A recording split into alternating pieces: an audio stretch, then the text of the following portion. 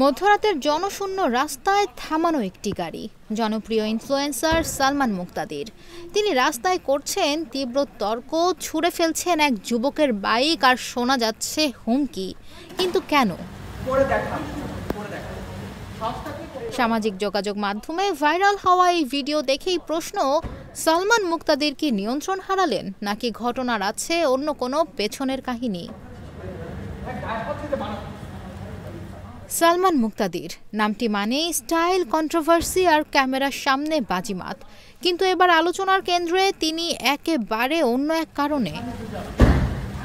ঘটনাটি ঘটে মধ্যরাতে রাজধানীর এক এলাকায়। ভিডিওতে দেখা যাচ্ছে সালমান মুক্তাদির একটি গাড়ি থেকে নেমে তর্কে জড়ান এক যুবকের সঙ্গে, যার নাম জানা গেছে সানি।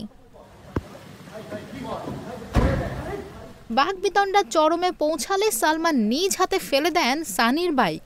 শুধু তাই নয়, শোনা গেছে হুমকির কথাও, জানিয়ে ইতোমধ্যে সামাজিক মাধ্যমে চলছে তুমুল আলোচনা।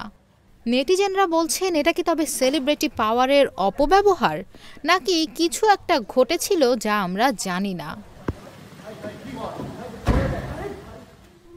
ঘটনার প্রকৃত কারণ এখনও স্পষ্ট নয়। সালমান বা সানি কেউই এখনও কোনো বিবৃতি দেননি।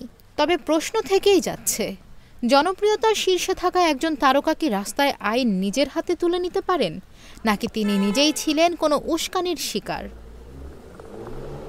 নিশা মাহমুদা, ইন্ডিপেন্ডেন্ট ডিজিটাল।